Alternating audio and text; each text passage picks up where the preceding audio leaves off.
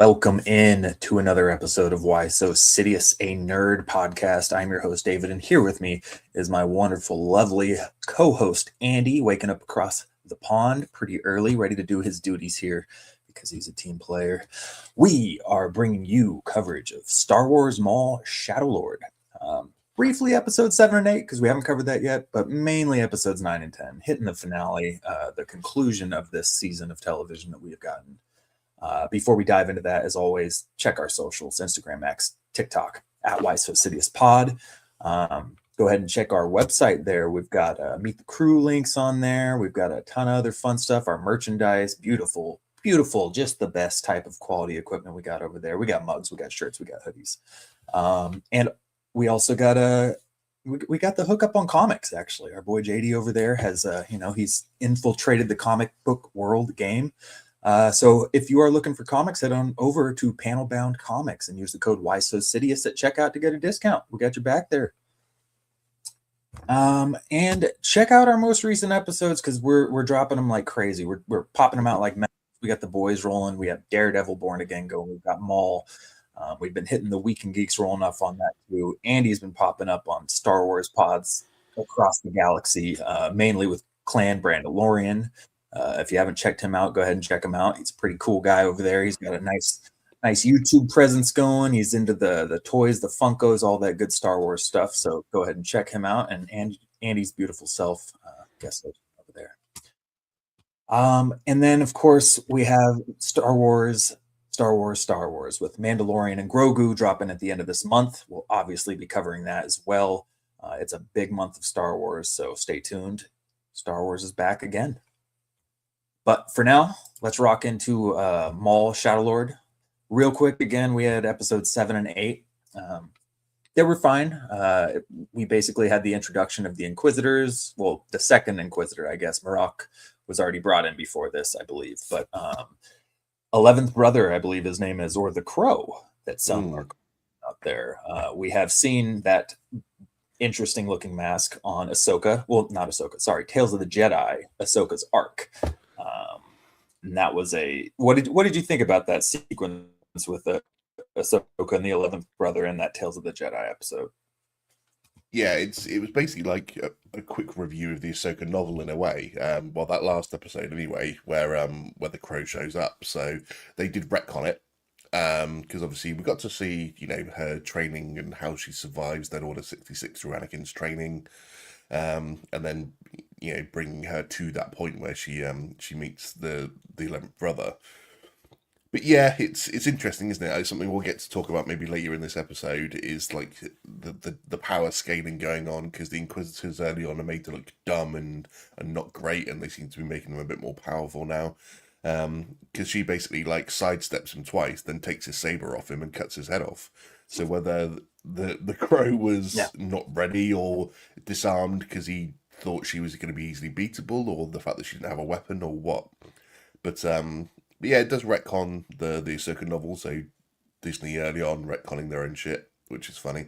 But yeah, they are a lot more menacing in this show, both of them. I mean, whether you take Marok as the fact that he was like an already dead magic sustained entity in the Ahsoka live action series, and Ahsoka dispatches him fairly simply. I mean, they have a couple of sustained battles, but still he's dispatched fairly easily. And then the way that Ahsoka dispatches the Crow as well, and then you look at him here, and he was very menacing. I always talk about the fact that that Maul versus Ahsoka in season 7 of the Clone Wars. A lot of people say that obviously Maul had the better of her during that battle, and the fact that he even actually had her beat at one point, and he didn't kill her because he was trying to recruit her. But Ahsoka wins eventually overall, just because Maul's concentrating on trying to escape. And then you look at here, the fact that Maul couldn't cope with either of these dudes. And yet Ahsoka bested both of them quite easily. So it's like power scaling is a massive issue in Star Wars at the moment. I want to touch on that a bit more later. But yeah, I think episode 7 was probably the best one we'd had so far before the finale episodes. And obviously the fight between Maul's crew, the Empire as they're trying to escape. And then obviously Maul going up against the two Inquisitors and getting himself damaged. And then in episode 8 as well, when half of episode 8 was rubbish. The first half of it where he's trying to like walk and he's getting all the visions of like Palpatine and his past and Savage Opress and stuff like that. That was quite cool, I thought. So all in all, not bad episodes at all. Yeah. Shout out to Clan Mandalorian as well, hovering in the chat. Hey, there he is. I just hopped into his live video like an hour ago. I don't know how I'm drawing a blank on what he was covering. I'm pretty sure it was Star Wars related. He was talking about this. He was talking about the best Star Wars animated show out there. Damn, Andy signs like Vader himself. Well, I think it might be sounds, but I was gonna maybe sings. You could sing like him. I bet you got a voice like Vader. It's 5:30 a.m. in the UK. And I'm ill. That's why I sound like that. Brando just ripping into Andy. It's early, man. Give him a break. It's got that deep, sexy voice. Actually, I think it's really good for the podcast. If anything, I believe the kids call it ASMR. But no, episode 7. Yeah, we'll get into the power scaling as far as the duels go because we obviously get into that more on 9 and 10. But I'm picking up what you're putting down for sure. I'm in the same camp as you, I think. So I'm curious to see what more you have to say on that. But yeah, essentially this episode was Maul escaping with Devin and Riley or whatnot, and then the Inquisitors are chasing him down. We get some cool action, but I will say I agree with you. I love this episode too.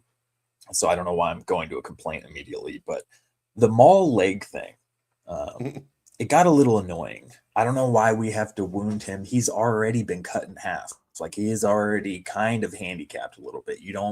I don't know. I just want to see Maul go to town, and now he's fighting this electronic jolt that's messing up, and his mechanical legs are shorting him, and now he can't fight to his full abilities. Like I want to see him whoop some ass. I want to see him show these Inquisitors what's up. And the other thing is, we know Marok dies at some point. So I was really, obviously spoilers out here, I was really expecting Maul to kill him like outright in the show. And obviously, he gets shoved off of a cliff, but that doesn't kill people who are Force users most of the time in Star Wars, except for Windu, but he had other injuries. But I don't know. I was hoping to see Maul get a little bit of gnarly, satisfying kill there on one of the Inquisitors at least. So him dealing with the knee thing was a little annoying for me. Yeah, I know what you mean. It's funny that in the show about a particular person, they have to dumb down his fighting ability or make him lose more often than he wins in his own show, which is always amusing to me when they do that to the hero.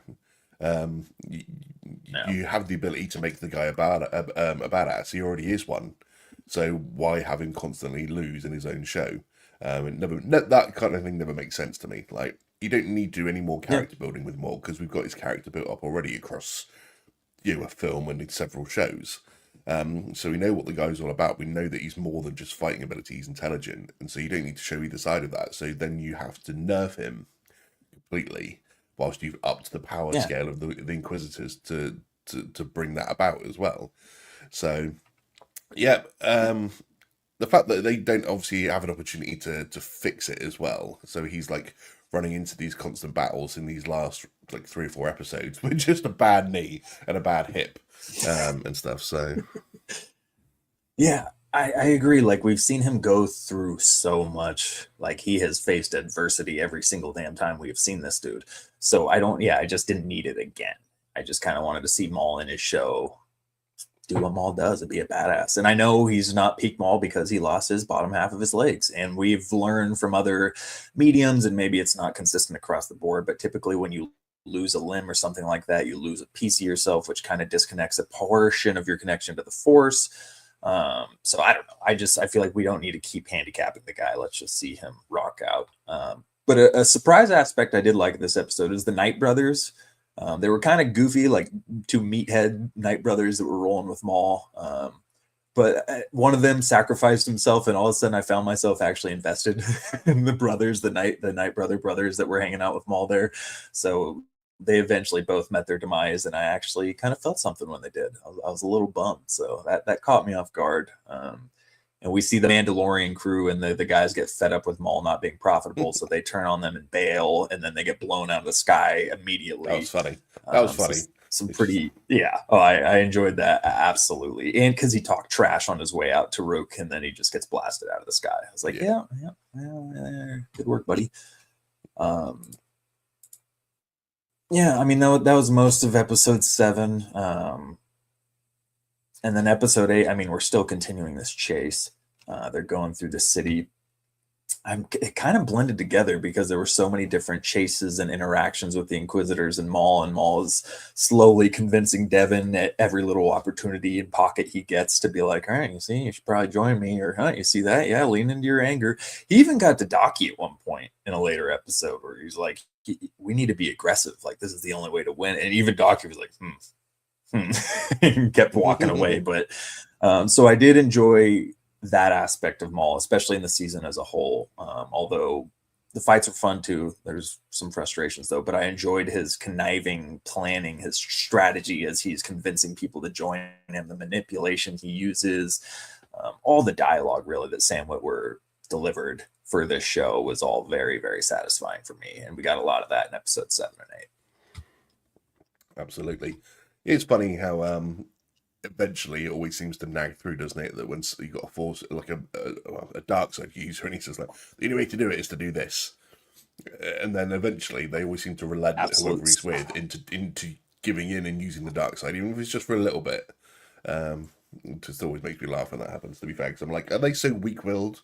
I've already said I'm a self-proclaimed Sith. Even if I was a Jedi, and then I would be tempted about 11 seconds later, and I'd fall straight away.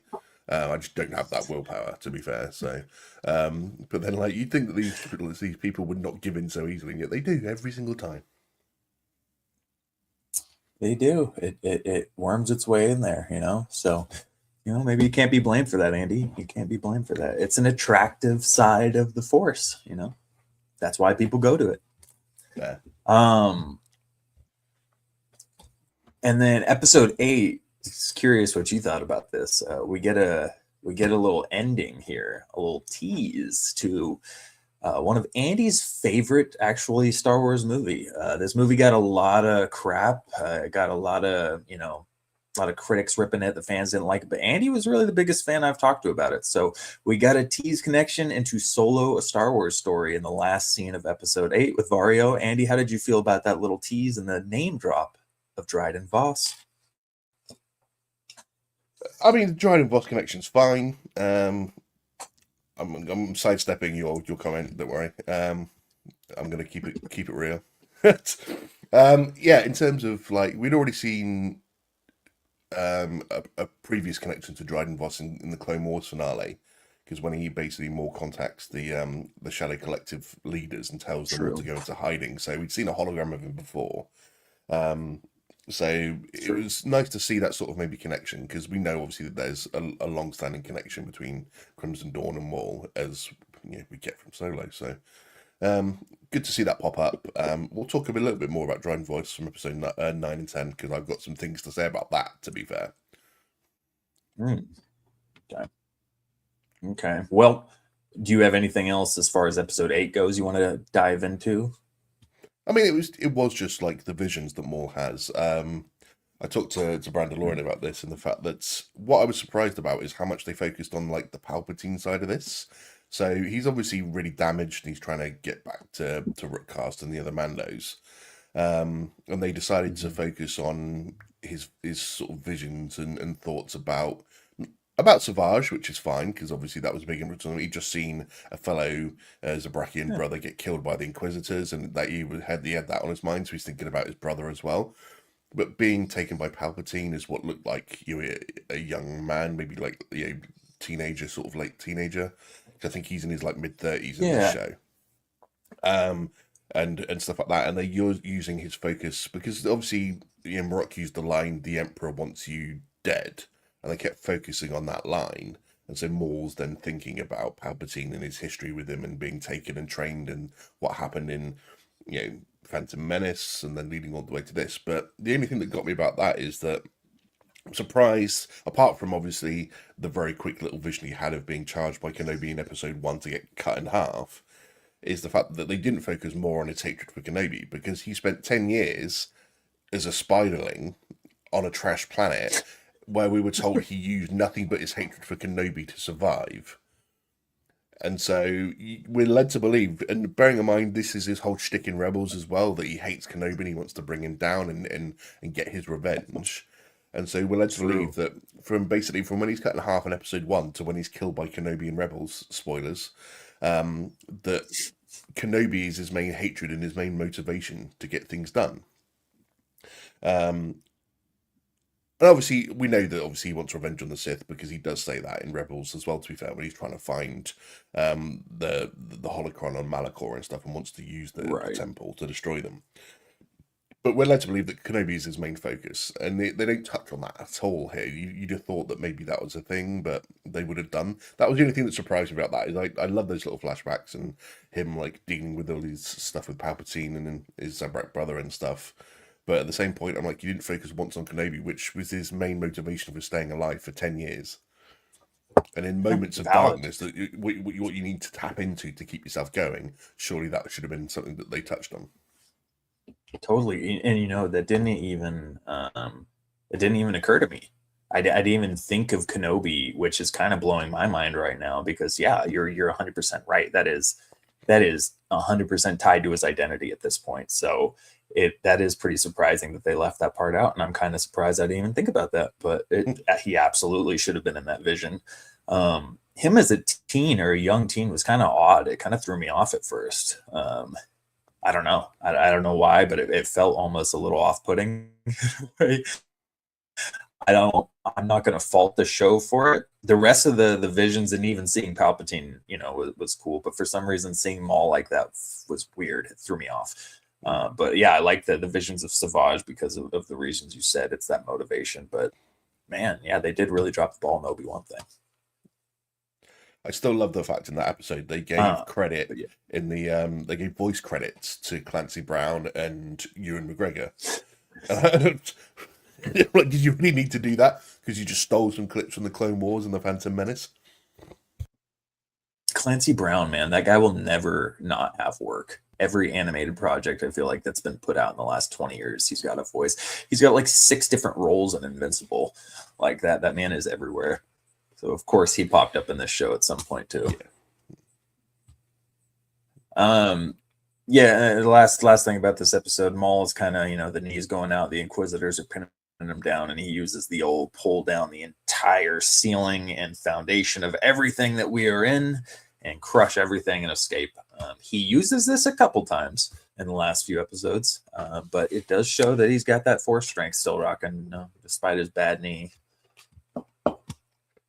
An interesting thing, though, isn't it, in the fact that we were told previously, and I don't know where the new era of Disney Star Wars kind of lands on this, but we were always told that, especially with someone like Anakin, that if you lose a limb or something like that, you do lose midichlorian, so therefore you do lose a bit of strength in the Force. So we were always told that the reason Vader can never use Force lightning wasn't just because his suit was designed to be susceptible to such a thing. So if he used Force lightning, it would harm him. It was the fact that he lost 4 limbs, lost midichlorians, and therefore lost the ability to access certain abilities through the Force. Maul lost half his body. Therefore, his power in the Force should be diminished, but we were shown in the Clone Wars that that's not the case. Obviously, Rebels and obviously now we're shown that it doesn't seem to have mattered too much, whether it's different for a proper dark side user and the fact that their anger and stuff gives them strength and their emotion gives them strength, therefore they can compensate. So maybe it's different for a Jedi than a Sith, I'm not really sure. But it just seems that like maybe they've changed the rules a little bit on that. With Maul's return to compensate for the fact that they still needed him to have a certain amount of strength. Right. Well, and my thought on that too, because I was thinking that earlier when I was bringing that up, is that maybe it has sapped his strength, and we wouldn't have seen an even higher peak Maul power there. Lost midichlorians and still fire Clan Brando. Exactly. So it's like if he didn't lose that bottom half and we got to see Maul at this point, would he just be going off and be like another beast? And imagine Vader. We get Anakin, who didn't lose all of his limbs and turns into Vader. That would be terrifying. And he's not in a suit that's torturing him the whole time. I don't know how you stop him, but to be fair, I don't know how you stop Vader, because nobody could stop him either. So I don't know. Full powered Anakin would be a scary thing. Let's rock into the last two episodes. The May Sweet. 4th drops. The reason we're really here, if we're being honest here. Um, I thought it was real quick. Were you satisfied at the end of these two episodes here? Like, was this finale drop? Did it hit the chords for you? For the most part, yes. There's always going to be a couple of little bits, and it again comes down to some things, the minor things, I suppose. I have been stating every single week up until and before the series even started, up until this week's episodes, that I did not want to see Vader in this show. I thought it would spoil things. I didn't think it would be particularly needed. I dropped this bomb on Clan earlier, so I'm happy to do it on our show as well. I was wrong. That's Vader was great. so sick. So it was amazing to see him show up in here. So I don't want to get too ahead of ourselves into it, because I know we want to sort of build up towards the end of it, because there's some good stuff to chat about in episode 9 before the ending. But overall, yes, this was both satisfying and slightly less so, because again, like, maybe Maul gets his ass whooped a little bit. But he gets what he wants out of it in the end, which is to escape the planet, and he gets his apprentice. Mm-hmm. So at the end of the day, even if things didn't go entirely his way, he still got what he wanted out of this. And sets up, obviously, season 2 predictably. In my opinion, it sets it up, but it's still been set up to hit, and possibly even still more interactions between Maul and Vader potentially. Yeah, that's what's so cool. And we'll get into that. Obviously, the end of the episode of 9 is when Vader comes in. But I was thinking, as soon as I heard in the trailer the Maul wants you, or the Emperor wants Maul dead, wants you dead, and they're showing Inquisitors, I'm like, all right, Marok's not going to survive. You got the 11th brother. There's no way they have him defeat Maul. So does that mean they're bringing Vader into this? And to me, I know it is the thing of Vader's brought into everything, but for me, this one worked better for a lot of reasons. And that's because it was a very sensible story for him to show up in. It didn't feel shoehorned to me. It didn't, he's the leader of the Inquisitorius, and the Inquisitors are tracking down Maul, and Emperor Palpatine seems to have a very top priority in mind, which is Maul can't survive. Kill Maul, he needs to die. So it makes total sense that if the Inquisitors are struggling to kill Maul, of course the leader of the Inquisitorius is going to be called into this. So we always have this complaints about, it's the classic thing in New York with the Marvel movie or something. Well, where's the Avengers? Why wouldn't anybody else show up if something this big was happening? Well, we got it, because Vader showed up because they needed this to happen, and the Inquisitors weren't making it happen. So we'll get into his appearance there, but I'm with you. I did not mind the Vader appearance at all. I thought it was used very well. I had complaints for sure for the last two episodes here, but overall I was very satisfied when the credits rolled. I enjoyed it a lot. So episode 9 kicks off, like I said, we had the Dryden Voss reveal, and essentially Dryden Voss wants Maul for personal reasons, because of course, why would he help anybody in a situation unless it was going to benefit himself? So he sends in himself and his squad to go extract Maul, and I doubt he had Riley and everybody else in mind, but he wants Maul, so he's going to bring whoever he can. He says, I don't want to mess with the Empire. I don't want any interaction with them. He quickly gives up on that one, because he didn't really have a choice. If you want Maul here, the Empire is here, and it's getting pretty messy. So as they're coming down, the two, before I get into that, Dryden Voss, he's brought into it. What are your thoughts on Dryden Voss's appearance in this episode? The first thing I said as soon as he started talking was, why have they not bothered to make him sound like he does in Solo? Why did they give him an American accent when he didn't have an American accent in Solo? Why have they made no effort to make him sound anything like Paul Bettany? You've got a plethora of voice actors out there. I mean, to be fair, Paul Bettany's been filming Avengers. You could literally pop over there and go, just record like 5 lines for us, can you? Like, you're on the Disney payroll, fucking do it already. Like, that's all you needed to do. It didn't need to be anything else. Like, okay, it's a couple of extra quid, 100 quid onto your Avengers payroll. Just drop these lines for us in your trailer, will you? Like, it's all you needed to, like, or you've got voice actors that could probably get pretty close sounding to him. Just So why you try. gave him a different voice completely, you just took me out of it. And I'm like, is that Dryden voice or is this an impersonator? Because it was like nothing close to being Dryden voice. And that was the only thing that annoyed me about it. Like, I'm fine with him being right now like an underling because it's still like 14 years, or no, it's still, sorry, like 9 years before the events of Solo. So the fact that Right. he wasn't in charge right now is fine. Like he's Yeah. planning to make his rise up there using Maul to get there. That's absolutely fine. Obviously, Maul probably kills this guy off, and we'll probably find out. Obviously, maybe season two. At the same point, we know that Maul is going to be in charge of Crimson Dawn, so he kind of like puts Dryden Voss in charge, but he's not really in charge. Um, Right. so yeah, I didn't mind. Like I said, didn't mind Dryden Voss being tall, but just make an effort to make him sound similar to the bloody film character. Yeah, that felt kind of lazy. I just feel like you said, at least get somebody with an accent. Why would you use an American accent on somebody who Mm. Paul Bettany has been voicing? So there was instant. I feel like that had to have been across the board. If you watched Solo and you knew who this character was, and then you heard him talk initially, it was like, oh, what? Like, what the fuck is this guy? So I'm totally with you. That was weird. He seemed to have more facial scars too. And those scars, I don't even know if they're scars because when he gets mad in Solo, they like lighten up. They like turn bright red and almost light up. So I don't really even know, I guess, if those are scars or if he is human or he's got to be human, right? I mean, he's obviously a species. They do come with it. I couldn't say off the top of my head what species he is, but yeah, they are Okay. part of his makeup. They're not like scars or anything. Okay. Yeah, it says near human alien Mm. male. So whatever. Okay. Um, but yeah, that the voice thing just threw it off. His appearance was cool, like you said, it made sense with the whole Solo thing. He comes in to kind of swoop in and save them as they're escaping the Inquisitors. But as they're escaping the Inquisitors, first off, we get a scene with Maul, Devin, and Riley, and they're running to get into a cave at some point. I believe they're out in the. I want to say, was it snowing, or am I picturing snow because of the Mando and Grogu trailer? Maybe it wasn't snow. It wasn't snow. No, But there's a. Oh my gosh, so they're running into it, and obviously they run into this whole stormtrooper battalion. Um, and I'm drawing a blank. Why can't I think? Why can't I think of the walker's name? Oh my god, it's not oh, an AT-AT walker. it's A. no It's just a ATST, like an early version of the ATST. ATST. Jeez Louise. Yeah.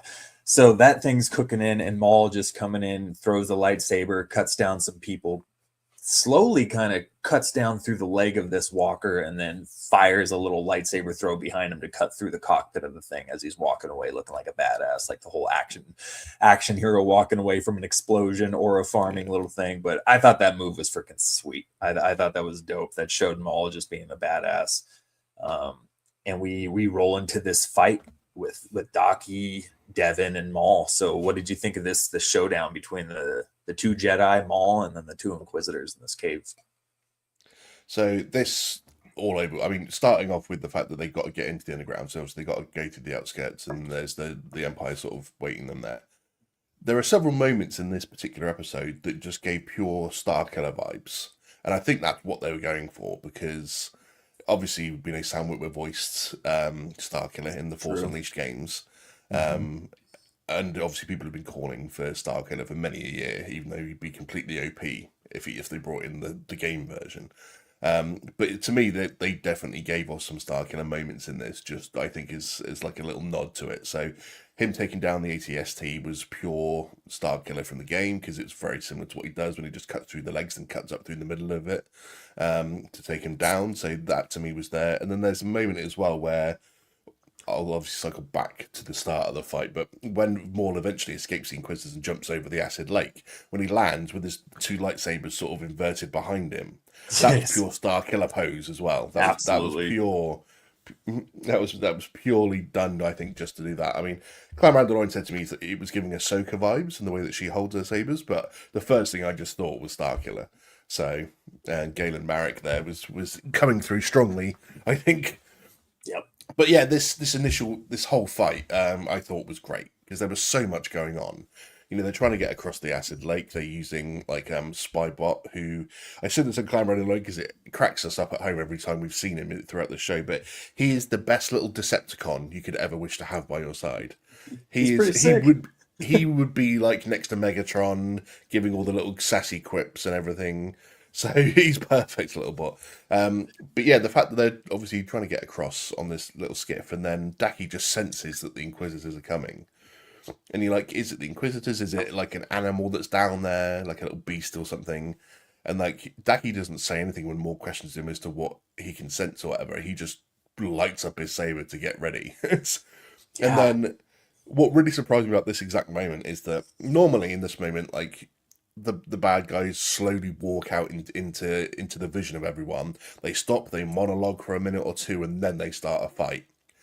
The Crow and Marek didn't even bother with that. They just pelted out there and went straight for them, and I was surprised. I was like, "Damn, they're not lacking." They sped into there and just went for it. They're like, we're not here to chat. We're here to end things, and Totally. that was scary to be fair. So, and then obviously, like, how many times have we had a battle where we've seen 5 lightsaber wielders going at it? It's quite rare. So Yeah. this was really good. My only complaint was maybe they did it a bit. The speed they were getting at was maybe too quick to follow at times, because whenever I watch fights, I generally lock in on the sabers because that's what you Mhm. need to track to see the movements. Obviously, you're seeing everything, but I'm tracking the sabers and where they're going. And here Right. it was almost too quick to track them because they just turn into a blur. And Hmm. that's probably realistic in the fact that Force users do tend to fight at speed. It's true. We've seen many a times where in the novels, for example, they talked about how fast they were, and it's been slowed down for our visual enjoyment. Right. So, like Mace Windu versus Palpatine, it's said in the novel that when Anakin shows up, it's like a blur. He can only follow it because he's obviously a strong Force user, but to the naked eye, it would be an absolute blur. And Kenobi Maul in Episode 1 is supposed to have been a blur as well. So all these, and obviously Anakin Obi-Wan, like they actually Right. had to slow down their fight for the movie because they thought when they actually did the fight, the actors themselves did it so quick that they actually had to slow it down. Right. Um, so no surprise that it's maybe it's very quick and athletic and going around everywhere, but I think visually they maybe needed to slow it down a touch for us to follow it a little bit better. That was maybe my only complaint about that. Yeah. I Um, mean, like Clone Wars with Ahsoka and Maul, and obviously that's different because they had live action stand-ins doing mocap. mm, But that's really enjoyable because you can really appreciate every move, every little foot motion, pivot, counter, everything that goes on in that duel. You're following it. And that was one of the issues for mine of Clone Wars earlier episodes when you would have Maul facing Obi-Wan with Savage and everything. A lot of the times it was very, very kind of quick, almost kind of just hard to track it. A lot of mm. stuff going on at once, but it was still very entertaining. And I made a comment about the lightsabers at the start of the season where I thought they were too thin and they were close to Rebels. It either they change or I've gotten used to it or I don't know what it is, but I like them a lot more than the first episode or two, especially the Jedi. They brought back the little point. There's always been this little digital effect on the lightsabers in the Clone Wars where they have this almost sword point at the end of the lightsabers. And they kind of had that in Revenge of the Sith in the movies too. Not as dramatic as Clone Wars, but it still had that point. And they've taken that away in the sequel movies. They're all rounded at the end. They are in the Mando movie or show too. And it's a very small thing, but I thought the little point thing was cool. And they brought them back for the Jedi sabers in this fight here. The visual, it was just beautiful, like you said, seeing so many blades bouncing back and forth, the blue and the red. And I think one of my favorite parts was Maul's interaction with Master Daki. I know we know differently at the end of all this. Maul had ulterior motives, and he possibly had a game plan at the end of this the entire time that he had in mind. But in episode 9, it felt like there was a respect there. Like you said, when Daki sensed it, Maul didn't question it. He was like, okay, it's game time. It felt like he showed Daki respect in a lot of their interactions in this episode, and I really thought that was cool because I like Master Daki as a character. I don't know what your take on him was, but I enjoyed his character. I thought he was very cliche boring. To be fair, he was Okay, fair. the standard stock Jedi Master that you get. Yeah, With a rogue Padawan, he's always trying to calm her and get her back to the path. But he was a stock standard Jedi Master for me. There was nothing special about him. Yeah, that's But fair. yeah, I understand what you mean. Maul definitely showed maybe a bit more respect to the fact that he knows that he needs him for the time being. I think is Right. more his way of going about it. He does he is he does say he is a Jedi. I think it was a previous episode. He goes he is a Jedi Master, so he does Hmm. deserve some respect for what he can do and what he knows. And Yeah. obviously Maul sort of shows that. But I think it's still just like he's going to be using him as an end to a means, as we Right. do see. I mean, there was one point in this battle that was really good, and I wish they'd focused on it for just a couple seconds more. But there was this moment when they're all obviously fighting close together, and then there's that scene when all five lock sabers, and Yes. then they move on, and it lasted for less than a second, and you blink and you miss it almost in a way. And I've seen several screenshots of it since, and it's a badass moment when somehow all five managed to be interlocked in the way that they're blocking each other. Yeah. Um, and it was proper good little moment, and I just wish they'd focused on it, like, or had them hold the stance for a couple more seconds, just so you Right. can get that visual properly before it then moves on to another bit of the fight. So, Yeah. um, credit I where mean, credit's due. Obviously, like we said, like five lightsaber wielders going at each other at once is an unusual thing for us to see in Star Wars. And so I just wanted that moment to last just a touch longer before they moved on. yeah, they could have pulled, take a page out of Invincible's book. Sometimes you can lean into the dramatic freeze frame or little slow motion lock of a crazy impact. I know that's not the style of the show, but But I mean, Invincible and Zack Snyder's not directing, is he? So well, you don't got to do slow motion. That's not what I'm saying. But Invincible gives that little anime freeze frame shot sometimes of some crazy encounters or impacts of something, and sometimes they use a little too much, but sometimes it's pretty damn epic, and that would have been a pretty cool little moment to use that there. But yeah, I love that, and I had a favorite shot in this fight, and it was Maul throws his lightsaber at these stormtroopers coming in, and we follow the lightsaber. The camera follows the lightsaber as it cuts through all three of them, and then it comes back and returns in time to deflect Marok's attack while Maul's hitting him. And then the camera continues from that point to the fight between Devin and Daki and the 11th brother. And I know it's animation, but it was still like a one shot following the saber going through the fight. I thought it was a beautiful little 10-second sequence there that I just it put me into the fight a lot. So I was immersed in this fight. It was solid for me. yeah, I don't know why they don't take the opportunity in animated stuff to do like say a continuous one shot Daredevil style Yeah, more. it looks Like dope. because you have the opportunity to make it look awesome. You don't have to worry about having to do multiple takes because somebody messed up or anything like that. You can just do one long continuous shot without it cutting to then something else. And they just don't do that often enough, I think. It's something they could take advantage of. But Yeah, totally yeah, agree. as this fight progressed, obviously, we're just waiting for a way to see the guys escape. We lose Icarus, which was he went out badass style as well. The Zabrekian Mhm. brother, in the fact that like he's getting shot up, and you think that's it, he's just going to drop to the ground, and then he just throws some knives into stormtrooper helmets, tackles some other guys to take them out before finally tackling some guys and sacrificing himself into the acid pit. That was what a way to go, to be fair. It was awesome. Yeah, that really stepped him up in my book watch. I think that was another big reason why I was like, all right, those characters were actually kind of cool. I like those guys. So unfortunately, they're both dead. Um, but and then of course we get the escape. They get the force jumps. They barely make it across the lava pit, and they leave behind the two Inquisitors, and they make their way out of the cave. And we In- get the Inform them that Inquisitor he is coming their way. inform him they're headed his way, and I just was like, him. And the only thing, my first thing immediately was Vader, and so I'm like, okay, it's got to be Vader. Who else could it be? I guess it could be the Grand Inquisitor at this time. I mean, I guess I he's was still just not alive. expecting Vader, to be honest. I Yeah. wasn't. I was thinking, Okay. because obviously we had the hint from Marok a few episodes ago where he was chatting and he's just like saying, "Yes, my lord," and everyone was talking. Is that Palpatine? Is it Vader? Is it the Grand Inquisitor?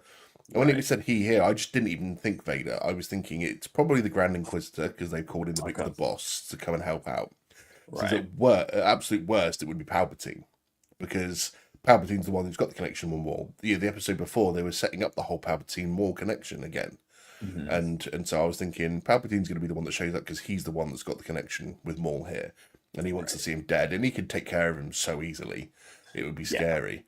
So I Yeah. was expecting Palpatine to just be the one that just shows up and just chats to Okay. him, and there'd be a massive distraction to get them out of it, because Palpatine's letting no one go. So Well, and has Palpatine's, because he used to, obviously, in Clone Wars, he went out in the field, he showed up, he killed Savage Press, he whooped Maul's ass, he showed up in the field a few times.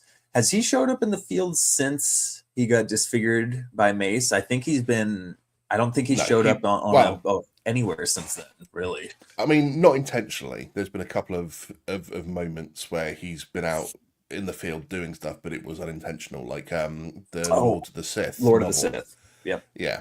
Yep. Obviously that's because Good call. they were they got shot down and They crash landed on crashed. the planet. Yeah. So he has no choice but to team up with Vader Right. and use his abilities to get them out of things, and that's why they don't leave anyone alive, because he's like, no one can see what I can do, the sort of situation. But yeah, ever since he became Emperor, he just doesn't step out and do that kind of thing.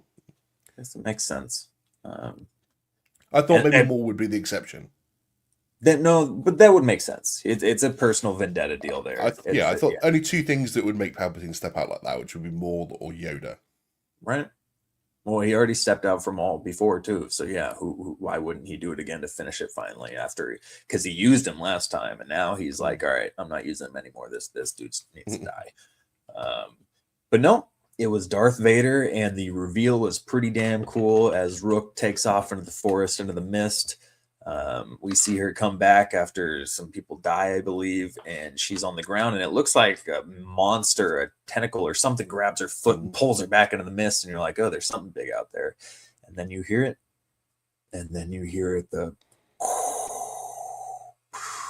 just, oh, he's here, it's him, it's here. And I didn't think we'd see him, and then it shows him right there, right at the very end. Oh my God, that was beautiful. Oh, and thank God they dropped both episodes at once, because if that would have happened and we had to wait a week, I would have been pissed. So that was a good call on them by dropping both episodes at the same time. Yeah, absolutely. I mean, I wasn't convinced for a while that Rookcast was actually dead, simply because the old trope of, especially nowadays, or it has been for the last few decades, that if you don't see someone die on screen, they're not dead. But Vanessa Marshall, who does the voice for Rookcast, she did an interview in the last couple of days where she basically said the animated team came to her and said, "How would you want to die?" And she turned around and goes, she needs to be killed by Darth Vader using the Force to rip her lungs out through her mouth. That's how she wanted to go. So the fact that she is then force pulled into the mist, and you just hear, "Whoa!" Oh, so maybe it happened. She got her wish. Maybe we just didn't get to see it. And Clan Brando in the chat, it was pure insanity. It absolutely was. Man, Vader just has a way of showing up at the end of projects and absolutely stealing the show. Just incredible. And thankfully, we got him for a longer piece of time than we did in Rogue One when he showed up. So episode 9 is really very Vader centric. We had him a lot more than I expected. I thought he'd only show up for a little bit. We got him the whole episode, and we got the horror Vader. We got the same Vader we meet in, if you've played the game Star Wars Jedi Fallen Order, where you're Cal and you clearly have no chance. So all you can do is run away. And Vader is terrifyingly chasing you down hallways.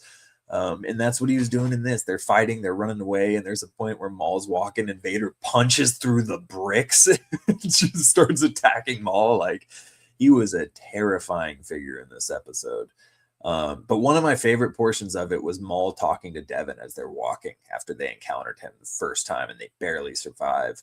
And he's telling him, what does he say? He says,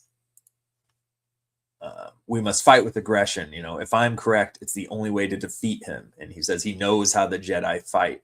And so you're thinking, okay, does Maul know this is Anakin, or does he have an inkling? He says to Ahsoka, he says he knows Anakin Skywalker is the key. He is what Palpatine has been planning for. He's the key to Palpatine's plan here. And now he's getting this vibe. He says, if I'm correct, this is the only way to defeat him. He knows the Jedi way. I have to feel like he's got an inkling of him. His theory is this is Anakin. Other than that, he's got a theory. He's saying, if I am correct. So he thinks it's somebody. And Darth Vader knows Maul after Clone Wars, so it's interesting the dynamic here. What do you think? I don't think he knows it's Anakin at all for two reasons. I mean, first of all, because let's just start off at the start of this episode, because obviously they engage and fight, and Vader easily bats away three people with lightsabers coming at him. Technically, you could say it's four blades because Maul's using a double-bladed saber. Yeah. So the fact that he's just batting away four sabers at once is unreal. He's toying with them this whole time because we know Vader's different to Anakin. Vader likes to let people go in for a bit so he can assess things. He likes to just sit back and go, okay, let's just see what your power's really like, what I need to do here, knowing that he's never really in any sort of danger. That's just unbelievable. That's he just bats him away with such ease. It's unreal. It's beautiful. But during that first fight as well, Maul says to Vader, he's like, you are no Inquisitor. Because you could easily mistake if you didn't know who any of these characters were, if you're watching Star Wars for the first time. Because you've seen Marok, you've seen what the Crow looks like, and then you see Vader show up, and you're like, these are all the same, another dude in black of things. Yeah. And it's just unbelievable to think that he could just be another Inquisitor, but Maul says, you're no Inquisitor. And then they fight a bit more, and he's like, who are you? So he doesn't know that the Vader's Anakin here at this point. Initially, he's never seen Vader before. He's never seen him. He doesn't know. But they obviously know from the fight straight away that he's more than an Inquisitor. He's got more power. He's got more ability. He's just on another level. Right. And obviously there's a moment where they're pausing and they've sort of disappeared, trying to escape him. And Daki's even like, if this is what I fear it to be, he's a Dark Lord of the Sith. It does seem strange to me that maybe Maul hasn't put the connection together quicker. Because as you said, in Clone Wars, he's had visions of Anakin being the key, and he knows that he's being groomed to be Palpatine's replacement. And if you've worked out that he's not just an Inquisitor, he's probably a Lord of the Sith, then whether Maul knows that Anakin fell in Order 66 or not, obviously we probably don't. He probably doesn't know that. He might assume that maybe the plan didn't come to fruition, but from his visions, he knows that Anakin's the one to replace. Anakin's been replaced by Vader. He probably doesn't know because he's all up in this get-up as well, and he's like, why would he be looking like this when I had the visions of him looking very differently? So I thought he might make the connection quicker because we're made to believe that Maul's quite intelligent and he's not an idiot. So I am surprised that he maybe didn't put this together, but I don't think he still really does know that Vader is. He probably eventually works it out, but I don't think at this moment in time he doesn't have a clue who this dude is. He's just a more powerful dude that's shown up and looks nothing like the visions of Anakin he had a year before. Right. And I agree with that on the front end. He for sure had no idea who he was. But yeah, after Daki says he's a Lord of the Sith, it zooms in on Maul's kind of facial reaction to him saying that. And I feel like by the end of it, maybe he was, because he says at some point, if I'm correct, so I have to think he's got some theory by the end of this of who this force is, this Dark Lord of the Sith that is working for Palpatine. Who could it be? So by the end of the episode, he has to have some theory of this.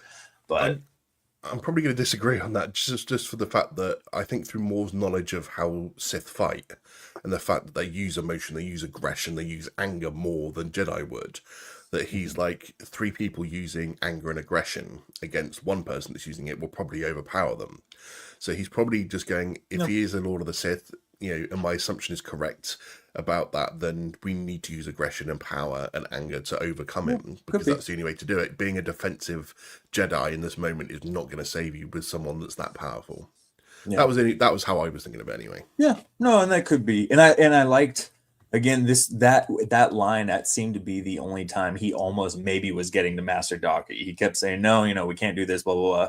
And he kept saying, we have to use aggression. And he walks off and it freeze frames on Daki a little bit and his eyes narrow a little and he just goes, almost like maybe, I don't know. It seemed like, all right, maybe he's getting to Maul, he's getting to Daki, and maybe Master Daki is slightly lowering his defenses down with Maul here, because we even get to the point later where he's fighting Vader and he tells Maul, which was so sad, he goes, if we stick together we can take him. Shortly after, you don't know what you're up Maul bails on him. Yeah, so It was. He doesn't I just don't bail know. on him. Because obviously, like you got like Maul and Daki going Oh, against you're Vader. right. Obviously Devon's going up against the Crow because Morok's already been thrown off the ledge at that point, and like Right. Maul stood in between the two fights, and he's thinking, "Where do I put my stock in this one?" He's like, Right. "I want Devon," and the only way to do that really is to get rid of Daki. And I called this early on that this would happen, but he doesn't just bail on Daki; he force pushes He him force into pushed him. Vader. I forgot about that. And he's like, "What the hell?" And Vader's like, "Oh, okay, thanks." Yep.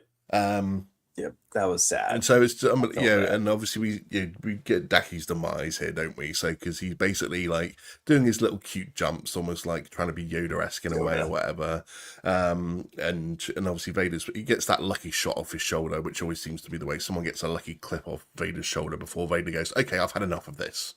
Right. And then he just uses his overpowering ability and power to just smash the crap out of him until he's been overpowered. And then the only thing that surprised me here was that we didn't get the physical shot of Vader first stabbing him, because it cuts to Devon, who realizes what's about to happen. She looks out over the ledge, and it cuts back to them, and we see that Daki's been stabbed. Yeah. And so obviously it goes Devon. This is the moment that she falls. So, and Maul basically gets what he wants, and it makes it even funny in the fact that like she's like, "I'm going to kill all of them," and she like goes up against the Crow again, and while she gets an upper hand for a second, the Crow's still got the advantage on her. He's still like the more technically better. And obviously Maul limps up to the fight between the two of them and then starts jumping and twirling off the wall and stuff. And I'm like, did your leg all of a sudden get better? Like you've got a massive hole in your hip that Vader gave you as well. How are you jumping and springing off the wall like that? Like, come on, dude. It's balance the scales. What's going on here?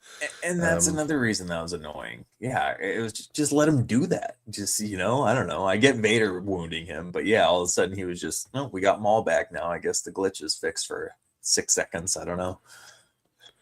But as usual, Vader just aura farms this entire episode. Because from holding off 3 lightsaber users easily at the start, and then he's just dismissing them left, right, and center. The 3 of them try and force push him back at the same time, and he moves back about 6-7 foot before disappearing into the mist and hiding from them. When he force pushes one of them and he sends them flying across the room, just the difference was unreal. Like you said, that moment when he punches through the wall to get to Maul was brilliant because I just wasn't expecting it, and it's just like, holy crap. It's like so horror-esque in a way. And then again, when they're trying to like pull down the ruins on top of him, and he just lifts up that massive bit and just walks through, and it's just like, okay, we don't need like to be any more terrified of Vader as it is, but this is like prime Vader as well, a year into his servitude, and he's just learned how to cope with a suit. He's learned how to do most things. So this dude is just going at it, and then when he finally gets annoyed and just overpowers Daki and Maul, it's everything you want from Vader, isn't it? So totally. Just raw power. We just got to see Vader with his raw power again at the peak. And I know they keep going back to the well on this, but we do keep getting some pretty dope entrances into the Vader category of power demonstrations. We keep seeing him doing crazier stuff every time they keep bringing him back into projects. So that is pretty cool to see. And I don't know how they made that thing look so cool when the rocks were coming down on him and he's catching one or he's throwing them. You can see him start getting annoyed and pissed as he starts force throwing them even harder and catching and firing them towards Maul. And it was just sick. I've never seen somebody look so cool with a bunch of rocks falling on top of them. but Vader makes that look pretty damn cool. Couldn't do that against Kenobi though, could he? Jesus. No, yeah, he apparently lost his rock catching skills over the years. By the time he ran into Kenobi again, he didn't have it anymore. But the other key point, like you had mentioned with Devon here, she finally turns. Maul plays this, just calculates this perfectly to bringing Devon in. Throughout this season, Rook was telling him, you're letting this apprentice blind you. She's messing with your senses, how you're planning things. You're not thinking straight because you're just thinking about this apprentice. And he was locked in, and he finally got it. He played the end role perfectly. Like you said, he bails. He lets Devon see Vader kill her master. She lets her rage in. And then he perfectly timing breaks his saber in half and fires half of the red saber to Devon for her to catch and ignite her red saber. And we got a hint of that in episode 1 or 2 when she took the saber from Maul and we saw her ignite the red saber. And that was in the trailer. And I was like, oh, that's a bummer. That red saber she lit up was just that. It was just her stealing Maul's saber. Nope. We got the full one. We got the official pissed off Devon leaning into her rage, catching the red saber and just going hard against the Crow. Like you said, still didn't beat him. The Crow was a savage in this show. I got to say, he was pretty freaking competent. They made him. But that was just perfect for me. And then at the very end, Devon, she goes, I'm ready. She tells Maul she's ready. She's ready to train. She's ready to be his apprentice. And I just thought it was a picture perfect cap to the season storyline with Devon and Maul there. If only these idiots knew that you can't go up against Vader and Palpatine. It doesn't matter who's going to train you. No. You're not going to get anywhere. Just go and live your life and be comfortable somewhere. Yeah, I'm sure Maul didn't mention to Devon that the one time he faced Palpatine, he absolutely got bitch slapped around and was made to be Palpatine's bitch for the next foreseeable future. And yeah, you're never going to take on Vader, but I'm curious to see. So next season, so obviously there's going to be a season 2. Do you think we're going to time jump and see Devon as a little bit more of a accomplished Sith and maybe going into the role of maybe she starts turning on Maul by the end of the season to try and take him down? Or do you think we're going to see all the training happening? I'm not sure where they go with season 2. Obviously setting up like a bit more of the Shadow Collective stuff or like resolving that anyway. Dawn stuff. I mean, I think we've glossed over it, so maybe we should touch on that first before we get to maybe season 2 chat. But obviously the normies in this episode. So Riley, true, his dad, Two Boots. I mean, just to even add more aura to Vader, when he shows up and he's engaged at the start, he's not just facing 3 lightsaber users. He's got like the other guy shooting at him as well. The fact that he just deals with that and moves on, he's just like, cool, that's just Vader. But obviously here, another pure case of if he didn't die on screen, did he really die with Brandon Lawson? So obviously he decides to sacrifice himself for Two Boots and Riley to get out on the ship. Excuse me. So he obviously takes on the stormtroopers, walks into the mist. We see him getting shot quite a few times, but it looks like the shots didn't maybe hit fatal places because it was like shoulder, leg, arm, whatever. And we see him sort of go into the mist and maybe drop to the floor. But again, if you didn't really see it die properly on screen, is it a case of he could have been really badly injured and then he just dropped to the ground and then the stormtroopers capture him and we see him being kept for information in season 2? I think that's a possibility. I think so. I don't necessarily believe he's dead at that point, but then again, we could have said the same about Rook Cast, but I think she's definitely gone. Especially after the voice actress confirmed pretty much that she's dead. So yeah, and that's Vader. That's not stormtroopers. That's Vader. Vader killed her. But I think Lawson will show up in season 2. Actually, yeah. But as for season 2, where do we go from here? Yeah, I think it's going to focus more on obviously Maul getting his like criminal empire set back up again, getting a charge of Crimson Dawn, and yeah, training with Devon. I don't know where that goes because. How long there has been talk about a potential time jump like season 2 of Andor. Do you jump a year ahead?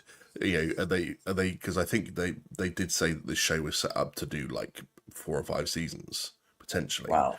So you could have a time jump where you lead all the way up to Solo, so a new season every 2 years. I don't necessarily want that, to be fair. Like, just cover the immediate future. You don't need to keep jumping like every couple of years into the future just to connect the dots between here and Solo. Right. Even though some people want that, you don't necessarily need to do it. So we're obviously going to see a bit more of the training in season 2. I think a lot of people were disappointed there wasn't a conversation between Maul and Vader. Like the fact that Vader didn't talk at all, you didn't hear anything out of him was. From what I've seen, it split the crowd because some people found that absolutely, again, like aura farming and made him scarier because he doesn't want to say a word. He's just there for business. Yeah. Whereas some people say that they want to see a philosophical conversation between Vader and Maul because they're both worked under the same master. They've both had situations that they would quite happily discuss, and it could be a really good conversation between them. But this Vader's not really there for that, I don't think. Right. And so I don't think that's Vader. Maybe a later Vader, like a Kenobi Vader, or maybe not even then, because he wants to talk to Kenobi, but he doesn't really give a shit about Maul. But maybe even Yeah. Rebels Vader would have that conversation with Maul. I don't think this version of Vader would, because he's just No. there, as we said, for business. So He doesn't care about Maul. To me, yeah, that's not, don't get me wrong, that would be that I would love that. I love the philosophical scenes and discussions when you have good writing and dialogue. I'm here for it. And Maul and Vader, obviously, those two dynamic characters, but that's out of character for me for Vader. When in Rebels, when he showed up and was fighting Kanan and Ezra, he didn't say a word. I don't think, did he? He's talked to Ahsoka when she showed up well, and said some he stuff. chatted to Ezra a bit and just Did telling he him a to little give up, bit? essentially. And he's like, Okay, yeah. And when Ezra's like, I'm not afraid of you. And he's like, well, you will die braver than most. that's So he has right. Okay, he a did have little a chat with him, couple but couple hard not a proper lines chat. there. No. Yeah, and like you said, this is year one Vader, and this is Maul, who he doesn't think anything of. And if anything, Anakin remembers Maul from Clone Wars stuff and hates him anyways. So he probably has no interest in talking to Maul by any means. So I was Yeah. good with him not This is the speaking. dude that killed the guy that saved him from slavery. So Yeah, he's got every reason to want to kill him. So yeah, I get that it could be an interesting conversation, but and I think that maybe if that does happen, it would be in season 2, because okay, you've got to think that all of these dudes, like the Marok, the Crow, and Vader, probably show up again in season 2 at some right, point. I'd even love to see a conversation, but again, Palpatine and Maul, just because I think maybe we want that closure between the two of them. yeah, Um, and for them to get over that situation and wrap that up. So I think it would be good, even if it was just like a holographic like bit where right, like Palpatine just appears, like gives the Inquisitor like a communication device and just appears as a hologram chatting to Maul, and he's like, I'm done with this now. He's like, go away and die sort of situation. right, But yeah, the Devon one's interesting because like she's obviously going to get trained. To what extent and whether Maul does it properly or not, yeah, we don't know. So it's an interesting one. I'm not really sure where they're going to go season 2, apart from obviously clearing the path for him for the criminal underworld. Apart from that, I'm not right. really sure where they go with Devon in this season, because they're not really going to beat the Inquisitorius as a whole. They're not going to beat Vader or Palpatine, as we know. So it's like, where do you go with their story now? How long do you give Devon before they kill her off? Right. Yeah, I think they'll probably bring Marok back, and I would imagine they'll actually kill him this time because he has to die at some point. When by the time we see him in Ahsoka, he's some Night Sister conjunct. Mm, I don't even know what he is. He's green gas that they revived into his armor. So he's fair game. Get a dope kill, out of him. Let's see that happen instead of just being pushed into the mist. Um, but yeah, I don't know what they're gonna do either. But I have to imagine they're still, yeah, the Inquisitors are gonna have to be involved because I don't know. I don't know that you can have as successful of a season as this one with Maul and just the crime underworld with no Inquisitor lightsaber action going on or anything like with the Sith or anything like that. I don't think you can just have a Maul underground crime organization show and hit it off like this season did. So the Inquisitors are going to have to be involved. I would imagine, like you said, Vader will have at least a little bit more screen time coming here. I didn't know they were planning on doing 5 seasons. I don't know that I'm even wanting that. As much as I like this season, I liked it a lot more than I expected to. I wasn't even stoked when I first heard about this show, but I don't know that I want or need 5 seasons of it. But I I'm not guess sure I they'll guess go we'll the see what full story they 5, make. but I think they Yeah. just said Okay. that they can They set it up to could. go that long. So Okay. All right. Maybe 2 or 3, but do you, yeah. because you remember in Kenobi when obviously they go to Ner, to the planet where the Inquisitorius stronghold is, Mhm. and Kenobi obviously sees the room with all the Jedi in it. Do you think they went back and took Daki's body and be like, here we go, we're going to put you in our little weird display cabinet? Probably. I mean, the fact that they were doing that in the first place, why not? You got a collection, you got a Master Jedi right there. You might as well pick them up and throw them on the ship and add them to this weird ass collection you have. It's just weird thinking Uh, that they did that, and you're like, okay, so who did they actually get in there? And like, so may as well like throw Daki in there as well, sod it. yeah, yeah. No, I'm sure he's in there with a very small tank. hanging out somewhere in the back row. I don't know. Because they put younglings in there, didn't they? Yeah, Like yeah, also, they had. so It was pretty dark. It was pretty dark, and we got a couple Easter eggs. Not as many as we should have. They could have thrown in a bunch of stuff, but I forgot the Easter egg wasn't even that cool. It was some Jedi that we saw in 2 episodes of the Clone Wars, I believe. But yeah. yeah, so that was Shadow Lord. That was Maul Shadow Lord, season 1. So Andy, we're at the end of it here. From the time you heard of the show and your excitement leaning into it, did it meet expectations for you? I was one of the people that maybe questioned whether we needed this show or not, because like I'm not going to go on my Filoni rant again, but it just Filoni can't letting go of things. Therefore, did we really need this? Like my opinion was that of Solo. Like, who asked for this? Did we really need it? Um, so my excitement maybe wasn't full going into it, but I think the trailer gets you a bit more hyped up. You're then like, yeah, I'm ready for this once it starts. It's Star Wars, I'm always going to be there for it.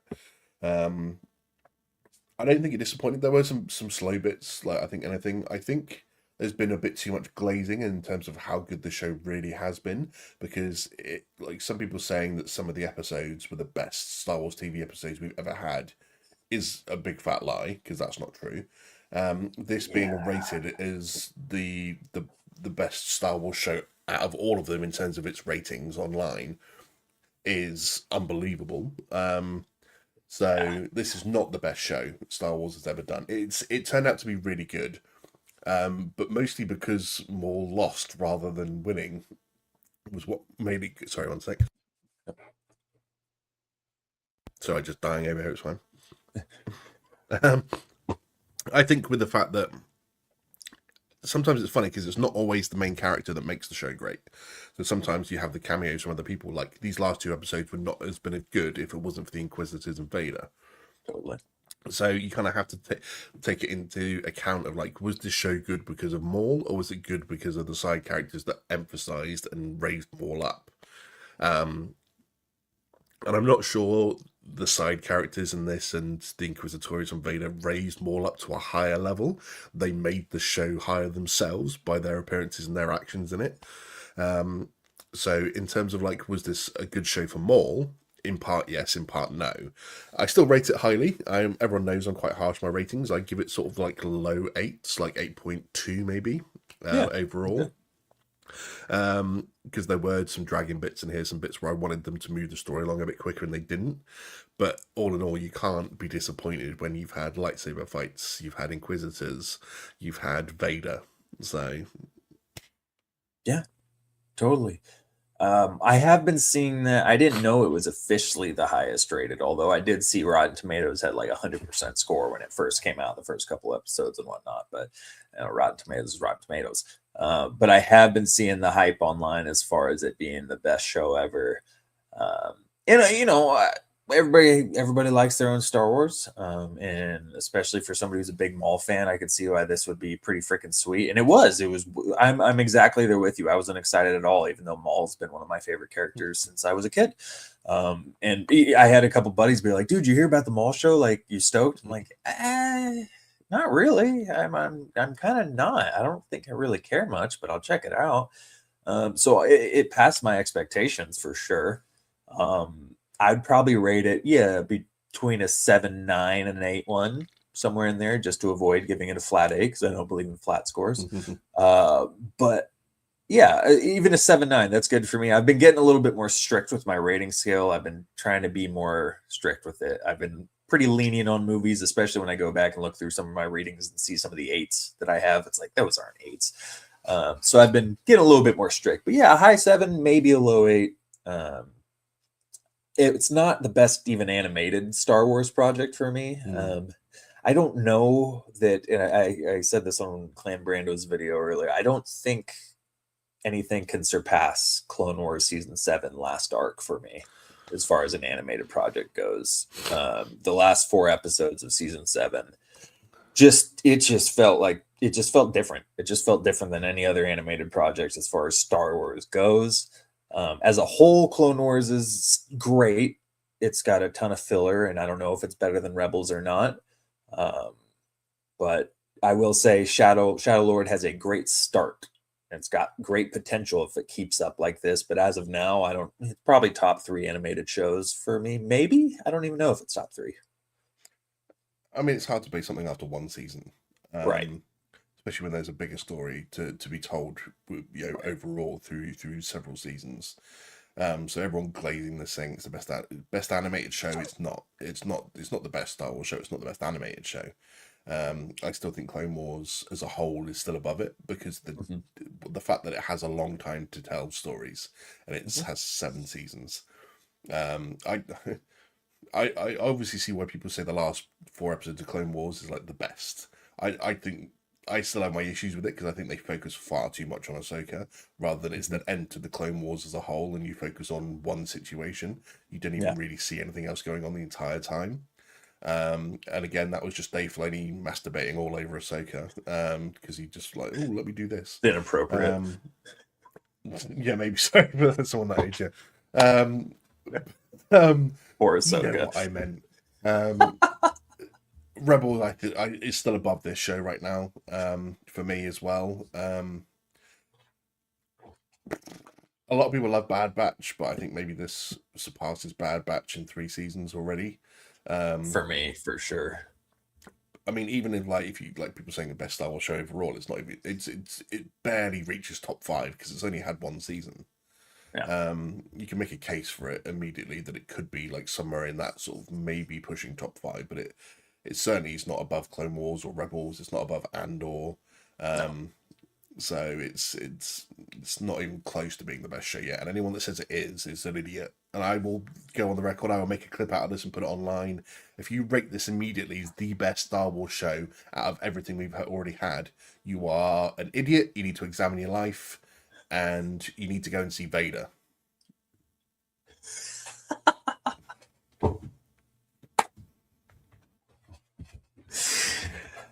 I mean, I would disagree with their take on that. Too harsh? No. No, dude. No, there's no such thing as too harsh. I'm gonna tell you that one right off the bat. Ain't no such thing as too harsh. I think it's I think they're absolutely jumping the gun. I just think that's recency bias.